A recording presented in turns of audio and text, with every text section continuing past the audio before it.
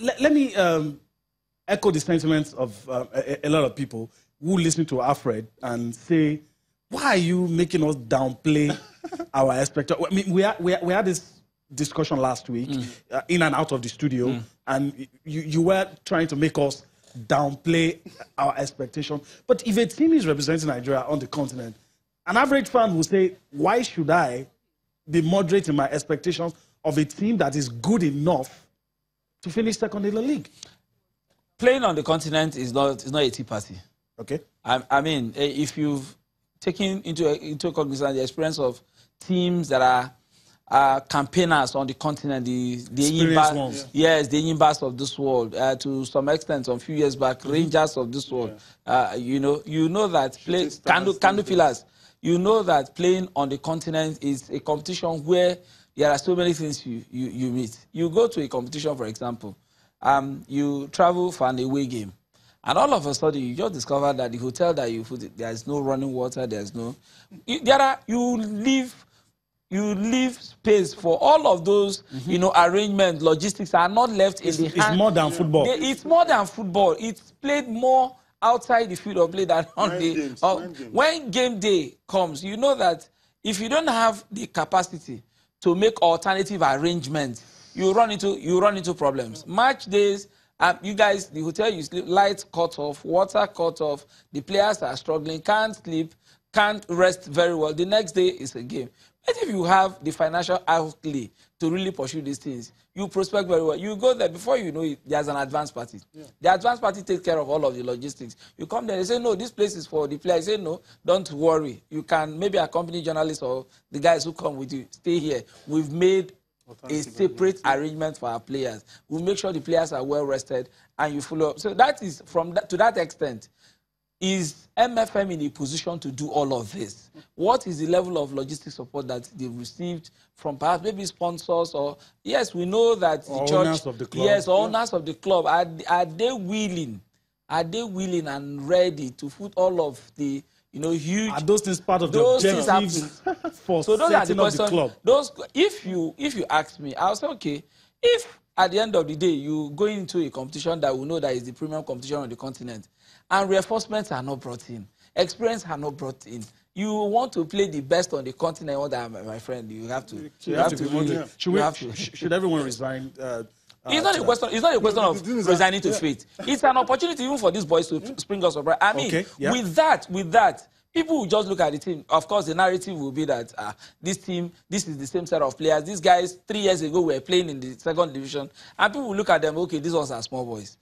And before you know it, it will play to, if you ask me, I'll say it will play to their advantage. If they allow the boy, if the boys know that, okay, we'll be given the responsibility, and perhaps maybe the management trusts us enough to say, okay, go do this, you can do it.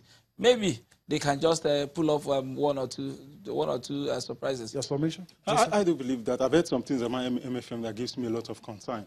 And I want to believe the LMC has taken time off to inform them on the demands of playing on the continent. Because as I said, it's no tea party.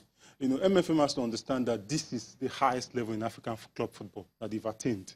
And whatever they need to do, they need to grow up really fast because they're up against the best teams in the continent. There's a lot of logistic demands. You're going to need a lot of resources to level the playing ground. Talked about hotel arrangement. These things have to be made, and it will require money. So if they were running it as a local club, time has passed. Now they have to be extremely professional, meticulous in ensuring that they make necessary arrangements required to succeed. Because there's a lot of mind games that goes into it.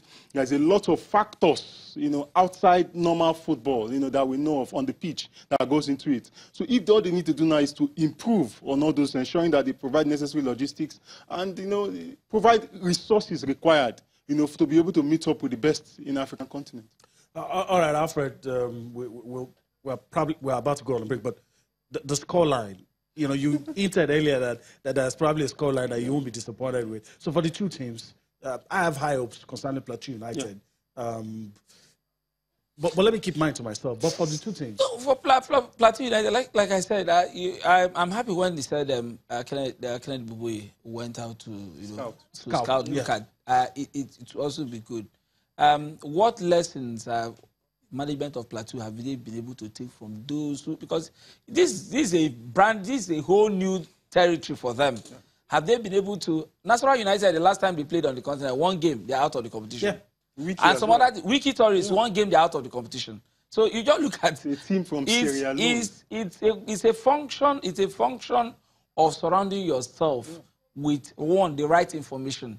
The people who really know how to on the continent, because whether you like it or not, I mean, so how much of that knowledge have they been able to take in? It happened to even Aqua United. They gave you get a favorable result on the road. Eventually, you lost it at home. Eventually, you lost it at home. So it comes with the experience. I'm sure that Aqua United going to the continent this time around, they would have learned their lessons. Absolutely. Of course, they would have, sought for information on how to really navigate the minefield of playing on the continent. And I think for me, of all the teams playing on the continent, I think Aqua, for me, stands a good chance because they've passed that route before. And so they know how to really go about it. Maybe I'll be surprised if Pt.2 United goes far in this competition. Oh, okay. Well, Aqua looks, when you look at the way they've started, they're going to start, they are playing against a team from Gambia. So it looks like a soft landing more or less. But as for Pt.2 United, is hard surface. Eding is a Cameroonian champion. Any team from Cameroon is a boogie team. They have to be at their best to be able to get a result. Etoile is next in line. I do believe that with what they've done so far in terms of detailed works, going to scout and the way the teams have been playing so far, I think they'll be able to get a good, comfortable result at home, maybe 3-0. But as for MFM, the usual style, they have a way of losing. They always lose home matches. Away matches, they lost 3 so far this season at home. If they couldn't pull it off this year in the Premier, just tell them that they are not the only team. If Fidelis is listening, probably won't be happy. Let me say this. Let's go on a break. Let us have a respectable scoreline. I agree with you. All right, let's go on a break. When we return, still so much for you. We'll be taking a look at the CAF Confederations Cup and, of course, travel to Port Harcourt and see what's happening in Port Harcourt, talking about the African Wrestling Championship. Join us again.